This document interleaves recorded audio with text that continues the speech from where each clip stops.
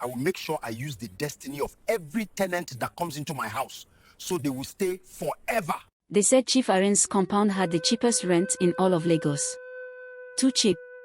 But when you're struggling to feed your children, you don't ask questions. Mama Nkechi packed her 3 children and few belongings into the 2-room apartment on a Tuesday. By Wednesday, she noticed something strange. Every evening at exactly 7 p.m., all the tenants would stop whatever they were doing. Stop cooking. Stop talking. Stop even breathing loud.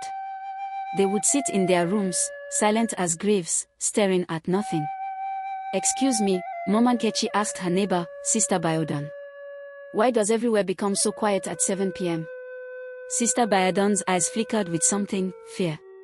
"Warning. You'll understand soon. Just, when the time comes, don't fight it." That evening at 6:58 p.m., Mama Nkechi was bathing her youngest when she felt it. A heaviness pressing down on her chest. Her hands moved slower. Her thoughts became thick like palm oil left in Hamatan Code. 80 exactly 7 p.m., her body froze. She tried to scream but couldn't. Tried to move but her legs were cement. And then she heard it, footsteps moving through the compound. Slow, deliberate footsteps. Chief Arinze's footsteps. He moved from room to room, and wherever he went, she heard whispers. Not prayers. Something darker. Something that made her children's eyes glaze over like they were looking through her instead of at her. After 1 hour, the heaviness lifted. Mama Nkechi collapsed, gasping. Her daughter, only 6 years old, turned to her with a strange smile. "Mama, landlord is a good man. We must never leave this place. Never, never, never." Mama Nkechi's hands trembled. What had he done to her child? The next morning, she went to another tenant, Mr. Joshua, a man who had lived there for 3 years. "Please, what is happening in this compound? Why do our children speak like robots about the landlord?" Mr. Joshua looked around nervously and pulled her close. "That man is not a landlord. He's a babalawo. Every evening, he performs rituals to bind us here. To bind our destinies to this compound. I've tried to leave 5 times. 5 times. Each time, something terrible happens. My son got hit by downfall. My wife fell sick. My business collapsed. We can never leave. There must be a way," Mama Nkechi whispered. "There is," Mr. Joshua said, his voice dropping to barely a breath. "The charm is in his room. In a clay pot under his bed. But no one can enter that room. He's protected it." The gate creaked open. Chief Arinze stood there, his shadow falling across them like a dark cloud. His eyes were black, bottomless. "Mama Nkechi," his voice was honey and poison mixed together. "I see you're getting acquainted with your neighbors. Good, good. Because once you sleep 7 nights in my compound." He smiled, showing too many teeth, and said to her, "You can never leave. Tonight is your 6th night." Mama Nkechi didn't sleep that night. She watched the clock tick toward midnight, toward her 7th night in Chief Arinze's compound. 83 a.m., she made a decision. She would run. Now. Take her children and disappear into the Lagos night before the 7th day was complete. She packed quickly, quietly. Tied her baby on her back, held her other children's hands. They reached the gate. It wouldn't open. She pulled harder. The gate was locked from the outside, but there was no lock. Just something. An invisible force holding it shut like giant hands. "Leaving so soon?" Chief Arinze's voice came from behind her. She spun around. He stood in the darkness of the compound, but she could see his eyes glowing like a cat's. "You're a monster," she hissed. "Let us go." "Monster."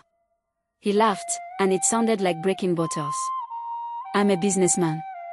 You tenants pay me rent with your money. Then you pay me with something more valuable. Your freedom. Your destiny. Your tomorrow. Every day you stay, I feed off your dreams, your progress, your blessings. Why do you think everyone here is stuck? No promotion.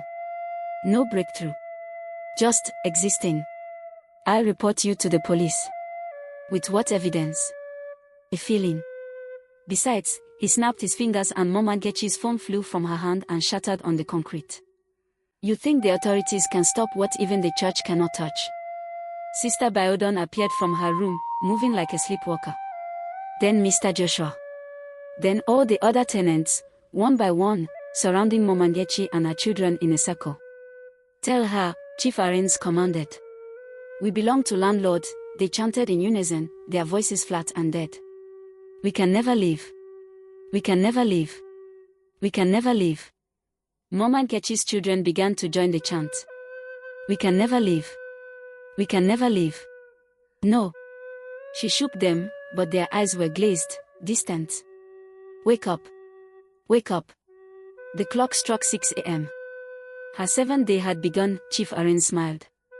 "Welcome home, Mama Nkechi. Forever." But as he turned to leave, something caught Mama Nkechi's eye. A woman standing in the shadows near Chief Arinze's door. An old woman with tribal marks, watching everything with sharp, knowing eyes. Their eyes met for just a second, and the old woman touched her finger to her lips. Shoo, then she disappeared like smoke. Who was that woman?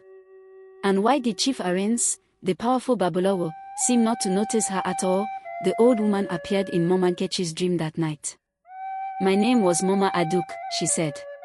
"I was Chief Arinze's first tenant. 20 years ago, I died trying to escape this compound.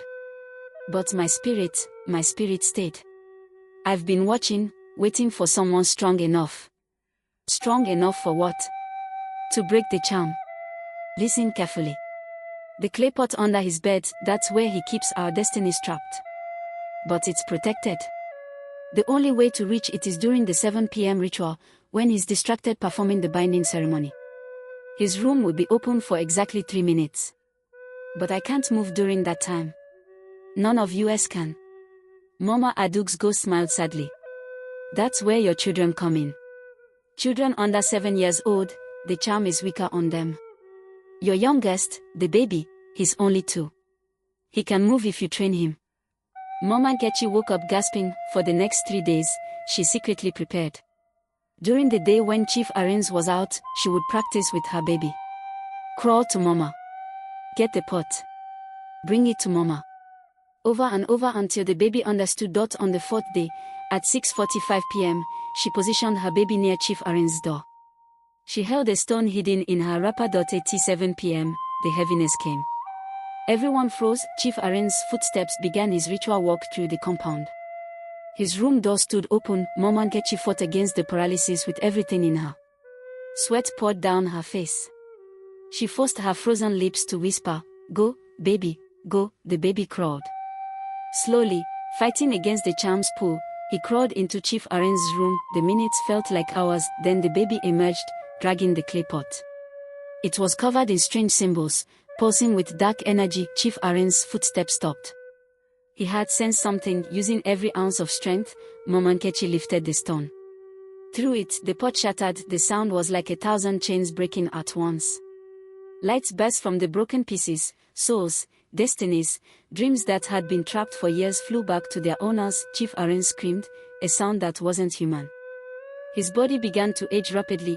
20 years, 40 years, catching up with the unnatural life he'd been stealing. The paralysis broke. All the tenants could move again. What happened?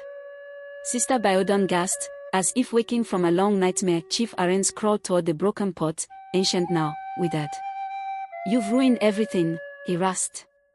20 years of power, you ruined 20 years of our lives, Mr. Joshua said, his voice strong for the first time. The police came at dawn, but there was no Chief Arinze to arrest. Just an empty room and a pile of dust where he had been, with Mama Aduk's ghost standing over it, finally smiling, finally free. As the morning sun rose over Lagos, Mama Nkechi and all the tenants walked out of that compound, carrying their belongings, their children, and finally, their own destinies. Sister Biodun touched Mama Nkechi's shoulder. "You saved us." "No," Mama Nkechi looked back at the compound one last time. "We saved ourselves. We just needed someone to break the first chain." And as they left, every tenant made a silent vow. Never again would they ignore the warning signs. Never again would they choose convenience over caution. Because in Lagos, when the rent is too cheap, the price you pay is always too high.